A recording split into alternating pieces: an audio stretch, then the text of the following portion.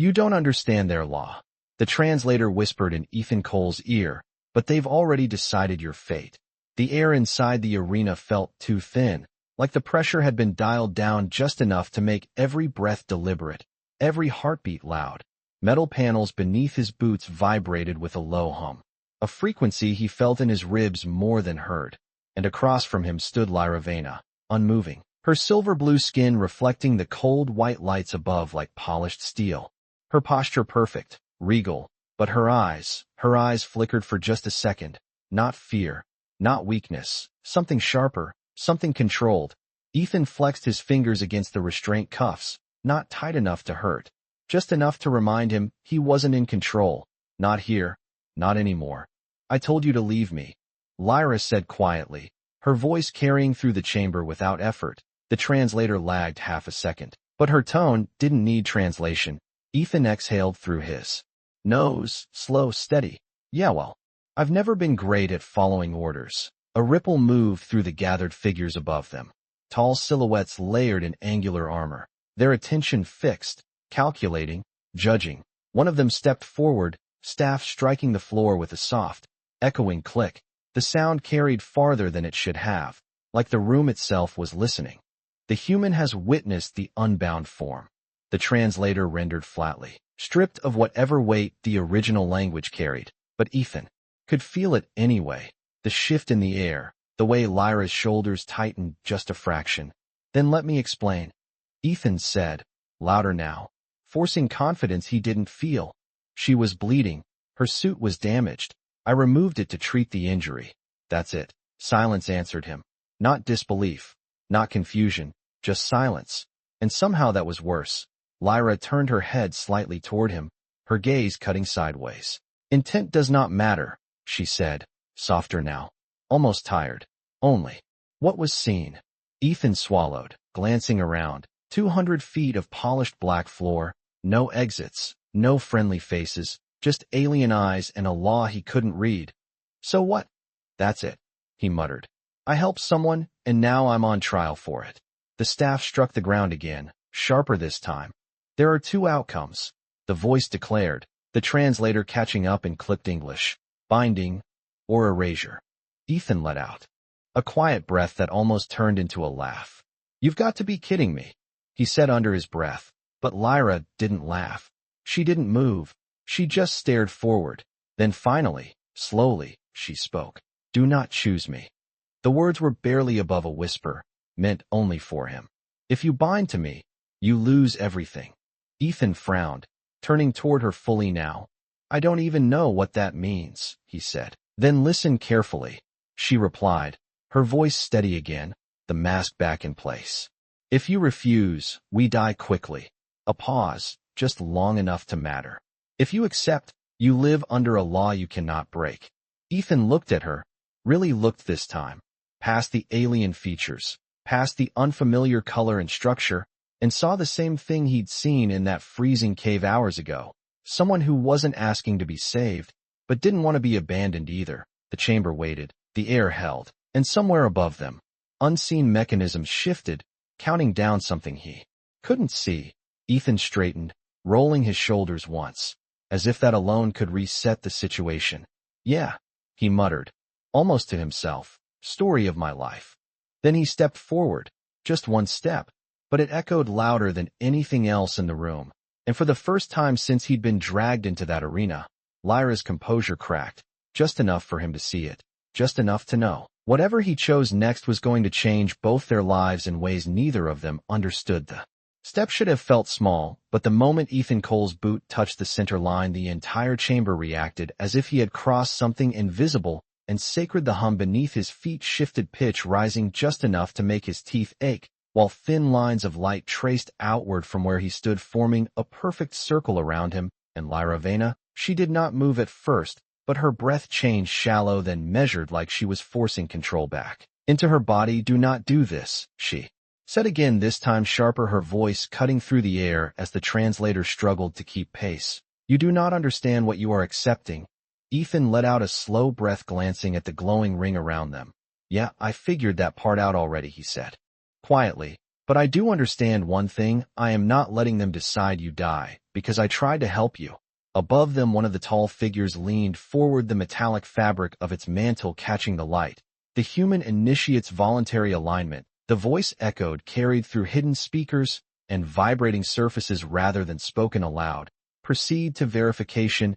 Ethan frowned. Verification of what exactly? He muttered, but no one answered him directly, instead the light beneath his boots intensified, warming through the soles of his shoes, not painful, just present, like standing too close to a heater in winter. Lyra, finally, stepped closer, closing the distance between them, until less than a foot separated their bodies. Her presence felt different now, not distant, not untouchable, but immediate. Her eyes locked onto his, searching not for weakness, but for doubt. You can still step back, she said, softer now, the edge gone, replaced by something heavier. If you break the circle now, they will end this quickly, and you will not carry what comes after. Ethan shook his head once. I am already here, he replied simply, too late for second thoughts. For a moment, she just stared at him, and something in her expression shifted, not surrender, not acceptance, something more complicated, like a calculation she could not solve. Then slowly, she raised her hand, hesitating just inches from his chest, as if even now she was unsure. This is where it becomes real, she whispered. Once contact is made there. System reads intent, not words, not logic, intent.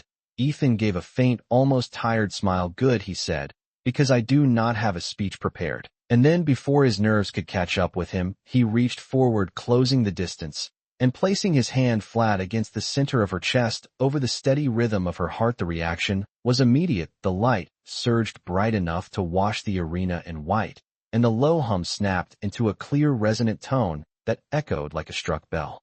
Ethan felt it more than heard it, a vibration running up his arm into his chest, his heartbeat stuttering, then sinking, not perfectly, but close enough to notice. Lyra inhaled sharply, her composure breaking for real this time, as her hand came up, gripping his wrist, not to push him away, but to steady herself.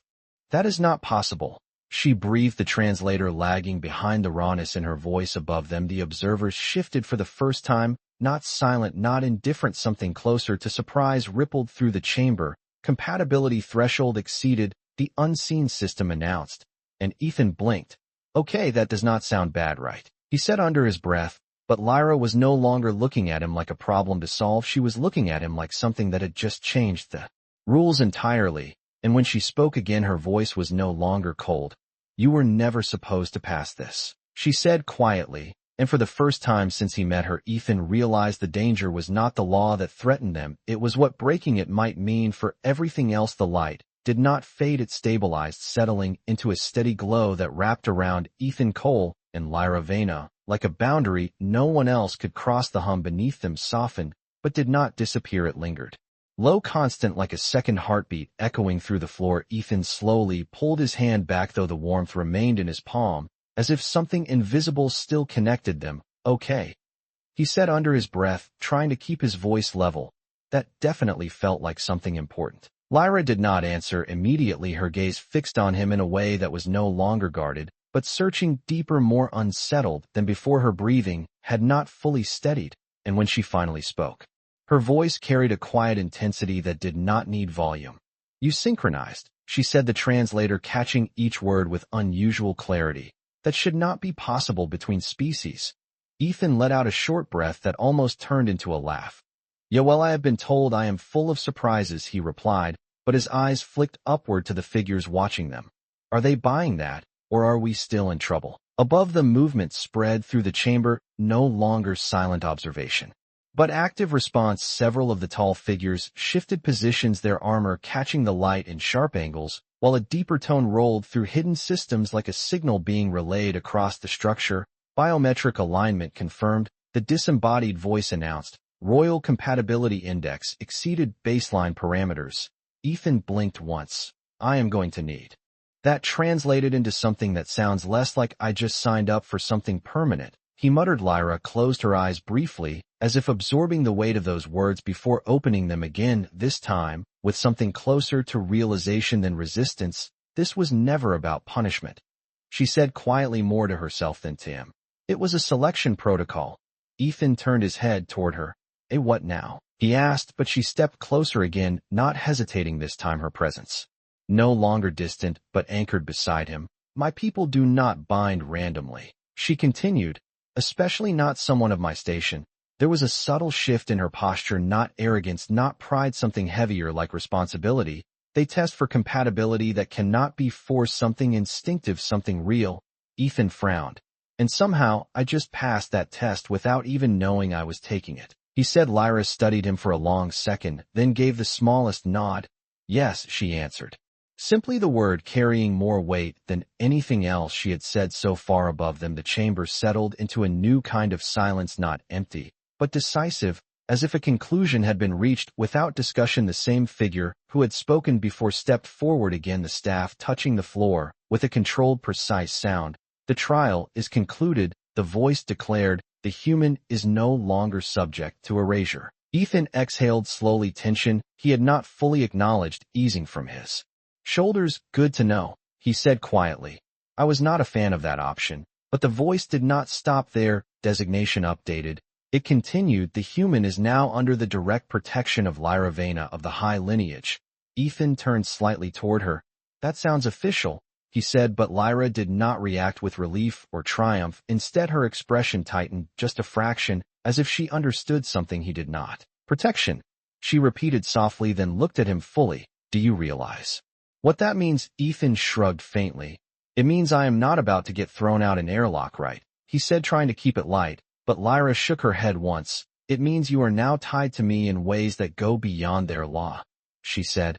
It means every decision I make from this point forward will include you, whether I want it to or not. There was no hostility in her voice, just truth, and something else beneath it, something uncertain. Ethan held her gaze for a moment, then nodded slowly. Then I guess we are both stuck with each other, he said simply, and for the first time since the arena lit up around them, Lyra did not look away. The circle of light dimmed just enough to reveal the edges of the chamber again, but the space around Ethan Cole and Lyra Vena still felt different, like the air itself had drawn a line that no one else could cross. Ethan rolled his shoulders slowly, testing the absence of the restraints that had quietly released without him noticing. So that is it, he said, glancing upward.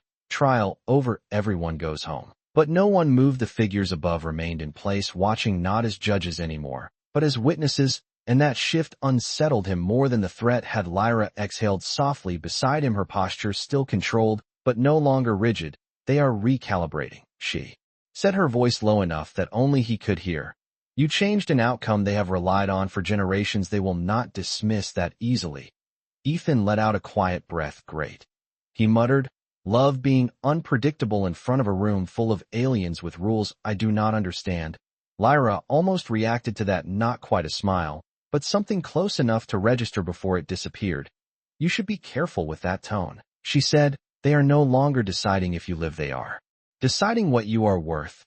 Ethan glanced at her sideways. And that is supposed to make me feel better, he asked, but before she could answer, the chamber responded. A section of the floor beyond the glowing boundaries shifted, panels sliding apart, with precise mechanical silence, revealing a narrow pathway leading outward. The hum beneath Ethan's feet faded completely as the circle dissolved, leaving only the memory of its warmth behind. Designation transfer in effect, the disembodied voice announced. Escort authorized under high lineage jurisdiction. Ethan tilted his head slightly. I am guessing that means we are leaving, he said. Lyra nodded once, already stepping toward the opening, but she paused when she realized he had not moved yet. You hesitate, she observed. Ethan looked back at the space where they had stood moments ago, then up at the watching figures. I am just making sure this is not the part where the floor disappears or something equally dramatic happens, he replied dryly. Lyra studied him for a second longer, then turned fully toward him. If they intended to end this, they would have already done so, she said. What comes next will not be immediate, it will be deliberate. There was weight in that word, something that suggested planning rather than reaction. Ethan sighed softly, then stepped forward, closing the distance between them. As they moved together toward the opening, the temperature shifted, subtly cooler air brushing against his skin. As they crossed the threshold into the corridor beyond the arena, the walls here were smoother, less ceremonial, more functional, lined with faint lines of light that pulsed in slow intervals like breathing. Lyra walked slightly ahead, her movements precise, but not hurried. Ethan matched her pace, hands at his sides, trying to process everything that had just happened. So let me get this straight, he said after a moment. I accidentally triggered some kind of ancient compatibility test past it without trying, and now I am officially under your protection, which apparently means I am tied to you in ways you are not thrilled about. Lyra slowed just enough for him to walk beside her. That is an efficient summary, she replied, though you underestimate one detail. Ethan raised an eyebrow. Which part? He asked. Lyra stopped, then turning to face him fully in the quiet corridor, her silver blue skin catching the soft ambient light, her expression no longer guarded, but serious in a way that carried more weight than anything she had said before.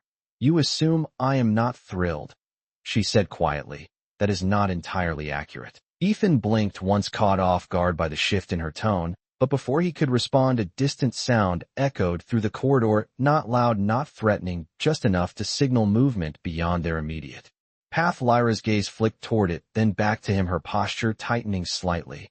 We are no longer alone, she said, and this time there was no uncertainty in her voice, only awareness. And now, she added softer, comes the part where your presence begins to matter far more than either of us planned.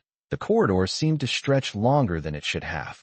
As Ethan Cole walked beside Lyra Vena, each step echoing softly against the smooth metallic floor, the pulsing lines along the walls casting shifting patterns of light across her silver blue skin, she slowed again, not out of hesitation, but calculation, her attention fixed ahead, where three figures now stood waiting, their forms taller, broader, their armor darker than those in the arena, less ceremonial, more functional. Ethan instinctively adjusted his posture, shoulders straightening, not out of defiance, but awareness. Friends of yours, he murmured quietly. Lyra did not answer immediately, her gaze steady, her breathing controlled, but the subtle tension in her stance returned sharper than before. They are not here to greet us, she said at last, her voice low but certain. The three figures stepped forward in unison, not aggressive, not rushed, just precise, like a coordinated system responding to a variable. One of them raised a hand, palm outward, and the corridor lights dimmed slightly as if the structure itself acknowledged their presence. High lineage Lyra Vena. The central figure spoke, its voice filtered through a modulation field that flattened tone, but not authority. Your designation has been updated without council consensus. Ethan tilted his head slightly. That does not sound like a congratulations, he muttered. Lyra ignored him, stepping forward just enough to position herself half a step ahead of him, not shielding him, but making her role unmistakably clear. The protocol executed within acceptable parameters, she replied evenly. The system confirmed alignment. There is nothing to dispute. The figure paused just long enough to suggest disagreement rather than acceptance. The system confirms data, it responded. The council interprets consequence. Ethan let out a slow breath. Yeah, that sounds about right, he said quietly. Back home we call that politics. Lyra did not react outwardly, but Ethan noticed the smallest shift in her shoulders, like she was bracing for something beyond words. State your intent, she said, her voice firmer. Now the corridor seeming to narrow around the exchange. The figure's gaze shifted slightly toward Ethan, not hostile, not curious, something more analytical. The human is an anomaly, it said. Unregistered compatibility at this level has not occurred in recorded cycles. Ethan gave a small shrug. First time for everything, he said, but the figure did not acknowledge the comment. Anomalies require containment, it continued, and that word lingered in the air longer than the rest. Ethan felt the shift immediately. Not danger, not yet, but a line being drawn. Lyra stepped fully in front of him, this time, her presence unmistakable, her voice no longer quiet. He is under my protection, she stated, each word precise, controlled. Your jurisdiction does not extend beyond that. Silence followed, not empty, but weighted. The corridor lights flickering once, as if the structure itself was recalculating outcomes. Ethan watched the figures closely, their stillness more telling than movement. Then slowly the central figure inclined its head just slightly. Protection is recognized, it said. Observation will continue. The statement was not a threat, not a promise, just a fact, and somehow that made it worse. The figures stepped back in unison, clearing the path without another word, the corridor lights returning to their steady pulse, as if nothing had happened. Ethan exhaled quietly, tension he had not fully acknowledged easing just enough to breathe. Observation, he repeated under his breath. I really do not like how that sounds. Lyra remained still for a moment longer before turning back toward him, her expression composed. but her eyes sharper than before. It means you are no longer invisible. She said simply, every action you take from this point forward will be measured. Ethan nodded, slowly absorbing that, then glanced down the corridor ahead. Then I guess I should try not to trip over anything important, he said, attempting lightness, but Lyra did not mirror it. Instead, she stepped closer, her voice lowering just enough that only he could hear. You misunderstand, she said quietly. It is not what you might do that concerns them. Ethan met her gaze, a flicker of unease settling in his chest. Then what is it? He asked, and Lyra held his eyes for a long second before answering. It is what you already changed without realizing it, she said, and for the first time since they left the arena, Ethan understood that surviving the trial had not ended anything, it had only begun. Something far larger than either of them had planned. The corridor grew quieter after the figures disappeared, but the silence was not comforting. It felt monitored, like the walls themselves were listening. Ethan Cole walked beside Lyra Vena, at a steady pace, though his senses stayed sharp, every sound, every flicker of light registering more than before. So let me get this straight, he said after a moment, his voice low but steady. I went from being nobody to being observed by people who clearly do not like surprises. Lyra did not slow her stride, but her gaze shifted slightly toward him. You are not being observed because they dislike you, she said calmly. You are being observed because they cannot define you. Ethan let out a quiet breath. That somehow sounds worse, he replied. The corridor curved ahead, opening into a wider passage where the lighting changed from cold white to a softer blue hue. The air felt warmer here, less sterile, but no less controlled. Lyra stepped into the space without hesitation, but Ethan paused for half a second, noticing how the environment subtly responded to her presence. Panels along the walls shifting faintly, as if acknowledging her status. You are important here, he said quietly, catching up to her. More than I thought. Lyra stopped, then turning to face him fully, the softer lighting catching the contours of her expression in a way that made her seem less distant, but no less composed. I am not important, she said. I am necessary. Ethan frowned slightly. That sounds like a difference without a meaning, he said. Lyra held his gaze, her voice steady, but quieter now. Importance is given, she explained. Necessity is required. Ethan absorbed that for a moment, then nodded slowly. And now I am part of that requirement, he said. Lyra did not answer immediately, but the silence between them carried confirmation before either could continue. A low chime resonated through the corridor, not loud, not urgent, but deliberate. Lyra's posture shifted instantly, her focus narrowing toward a doorway ahead that had not been visible seconds before, its surface blending seamlessly into the wall. Until now, they are moving faster than expected, she said under her breath. Ethan glanced toward the doorway, then back at her. Who is they exactly? Because I feel like that group keeps getting bigger, he asked. Lyra stepped forward, stopping just inches from the door as it slid open with a smooth, controlled motion, revealing a chamber beyond, smaller than the arena, but far more complex. Multiple layers of translucent displays hovered in the air, shifting data patterns flowing like liquid light across their surfaces. The inner council, she said finally. The ones who do not wait for consensus. Ethan raised an eyebrow. That sounds like the kind of people you do not want paying attention to you, he said. Lyra turned her head slightly toward him, her expression unreadable. It is not me they are focused on anymore, she replied, stepping inside. Ethan followed instinctively. The moment he crossed the threshold, the displays reacted, their patterns, shifting orientation, converging subtly toward him, as if recalibrating around a new variable. He stopped mid-step, noticing the change immediately. Okay, that is new, he muttered. Under his breath, Lyra moved deeper into the room, her movements precise, but her awareness clearly divided between the displays and him. Do not move to intent, he said quietly, eyes tracking the shifting lights. So what happens if I decide I do not like being analyzed like this? Lyra Vena stood a few feet away, her posture composed, but her focus divided between him and the data streams reacting in real time. Then they will learn that as well, she replied calmly, and adjust accordingly.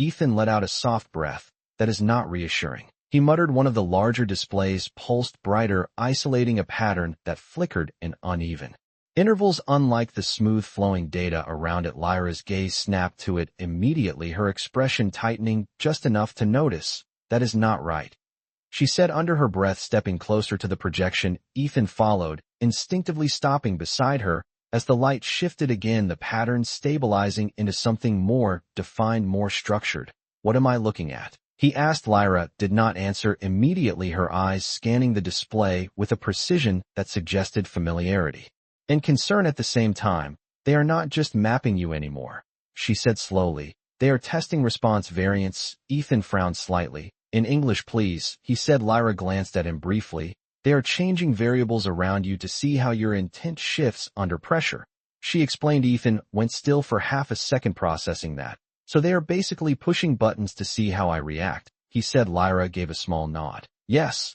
The word was simple, but the implication was not. Ethan exhaled slowly, forcing his shoulders to stay relaxed, even as the room seemed to close in just a fraction more. The lights dimmed, then brightened in a subtle rhythm, not random, not environmental, something directed, something intentional. Okay, he murmured. Then I guess the smart move is not to give them what they expect. Lyra studied him for a moment longer than necessary. You assume they have expectations, she said. Ethan met her gaze evenly. Everyone does, he replied. Even systems built to pretend they do not. The display pulsed again. This time the pattern shifted sharply, then paused, as if recalibrating. Lyra's eyes narrowed just slightly. You are interfering with the baseline, she said quietly. Ethan raised an eyebrow. By doing what exactly? Standing here, he asked. Lyra shook her head once. By choosing not to react the way they predict, she said. That is new. Ethan let out a small breath. Well, I have never been great at following patterns, he said. Kinda my thing. The room seemed to register that, the displays flickering once, then settling into a slower rhythm, the intensity easing just enough to feel noticeable. Lyra turned fully toward him now, her expression no longer guarded, but something closer to realization.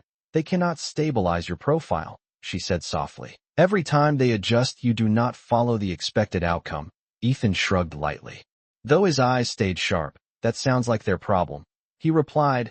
Not mine. For a moment neither of them spoke, the hum of the system filling the space between them, steady, but no longer overwhelming. Then from somewhere deeper within the chamber, a new tone resonated, lower, heavier, not loud, but final. The displays froze mid-pattern, the flowing data locking into place, as if a decision had been reached, evaluation suspended. The disembodied voice announced, subject classification pending. Ethan exhaled slowly, tension easing just enough to breathe again. Pending, he repeated under his breath. I am starting to hate that word. Lyra did not respond immediately, her gaze still fixed on the frozen displays. Then slowly, she looked back at him, and for the first time since they entered the chamber, there was no uncertainty in her expression, only clarity. You did not just confuse them, she said quietly. You forced them to stop. Ethan held her gaze, feeling the weight of that settle deeper than anything before. And what happens when something like this stops something they rely on? He asked. Lyra's answer came without hesitation. They escalate, she said, and as the chamber lights dimmed slightly, as if preparing for the next phase, Ethan realized whatever came next would not be observation anymore. It would be something far more direct. The chamber lights dimmed another degree, not enough to obscure vision, but enough to shift the atmosphere from observation to intent. The frozen displays remained suspended in the air like a paused breath, while a new sound emerged from beneath the floor, deeper, slower, a resonance that did not belong to analysis, but to decision. Ethan Cole felt it first in his chest before his ears registered it, a low, steady pulse that did not match his heartbeat. Lyra Vena straightened beside him, her posture no longer divided between systems and surroundings, but fully focused forward. This is not part of the standard sequence, she said quietly, her voice controlled, but edged with something sharper. They are bypassing layers. Ethan glanced around the chamber, the stillness of the displays suddenly more unsettling than their movement had been. You said they escalate, he murmured.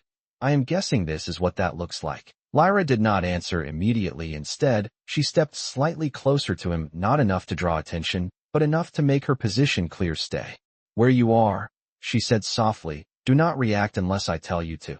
Ethan let out a quiet breath. You keep saying that like I have been doing anything else, he replied, but he did not move. The resonance deepened, then stabilized, and the central space of the chamber shifted a section of the floor, becoming translucent, revealing a layered structure beneath, not mechanical, not entirely organic, something in between. And from that space a figure emerged, not walking, not rising, but forming, as if the air itself condensed into shape, taller than the others they had seen before, its presence altering the room. Without a single motion, the lights adjusted automatically, the displays dimmed further, as if acknowledging authority. High lineage Lyra Vena. The figure spoke, its voice unfiltered, unlike the others, carrying depth and clarity that resonated through the space itself. You have introduced an unclassified variable into a controlled system. Ethan tilted his head slightly. That is one way to put it. He muttered under his breath. Lyra stepped forward one precise step, placing herself clearly between Ethan and the figure, her voice steady, but unmistakably firm. The system executed its protocol and confirmed alignment. She said, "There is no violation." The figure did not respond immediately, its gaze shifting past her to Ethan, not intrusive, not invasive, but absolute, as if it could see beyond surface reaction, beyond posture, beyond anything he could control. The system confirmed compatibility. Said slowly, it did not account for deviation beyond projected models. Ethan met that gaze without looking away, his shoulders relaxed, his stance grounded, not defiant, not submissive, simply present. "You keep calling me a deviation," he said evenly. "Maybe the model is the problem." Lyra's head turned slightly toward him, a flicker of surprise crossing her expression. Before she masked it again, the chamber went still, the resonance beneath them pausing for the first time since it began, as if the entire system had stopped to process that single response. The figure's attention remained fixed on Ethan. "Explain." It said one word, direct, unlayered. Ethan exhaled slowly, choosing his words not because he felt pressure, but because he understood this mattered. "You built a system to predict outcomes," he said. "But you are testing people, not machines. You expect patterns, you expect reactions that fit your model. But what if someone does not follow it, not because they are broken, but because they choose differently?" Silence followed, not rejection, not dismissal, something closer to consideration. Lyra watched him, now not the figure, her attention fully on him, as if seeing something she had not before. "Choice is not a stable variable," the figure responded. "It introduces inconsistency." Ethan gave a small nod. "Yeah, it does," he said. "That is kind of the point." The chamber remained quiet, the displays flickering once, then stabilizing again, but this time not centered entirely on Ethan. The patterns had shifted, distributing attention between him and Lyra, both of them part of the same equation. Now the figure regarded them both before speaking again. "If the variable cannot be predicted, it must be integrated or removed." The words were not a threat, not a warning, just a statement of process. Ethan felt the weight of that settle, but did not move. Lyra stepped forward another half step, her voice firm and unwavering. "He is under my protection," she repeated. "Removal is not an option." The figure's gaze lingered on her for a moment longer before returning to Ethan. "Then integration will proceed," it said, under direct observation. The resonance beneath the chamber resumed, but different now, not searching, not probing, something more focused, more deliberate. Ethan let out a slow breath. "I have a feeling that means this is not over," he said quietly. Lyra turned her head slightly toward him, her voice lower now, but certain. "No," she replied. "This is where it truly begins." And as the chamber lights adjusted once more, aligning not around a system, but around them, Ethan realized he was no longer being tested. He was being included in something far larger than he had ever intended to be. Part of the resonance settled into something steady, no longer searching, no longer uncertain, and the chamber responded to it like a system that had finally found a path forward. The displays resumed their motion, but slower, more deliberate, their patterns no longer collapsing toward Ethan Cole, but expanding outward, linking him and Lyra Vena into the same flowing structure, as if the system had stopped trying to isolate him and instead began to understand him. Ethan stood still, feeling the shift, without fully comprehending it. The pressure that had been pressing against him earlier was gone, replaced by something quieter but heavier. "That feels different," he said under his breath. Lyra nodded, once her gaze moving across the displays, then back to him. "Because it is," she replied. "You are no longer being measured against their expectations. You are now part of what they are building next." Ethan let out a slow breath.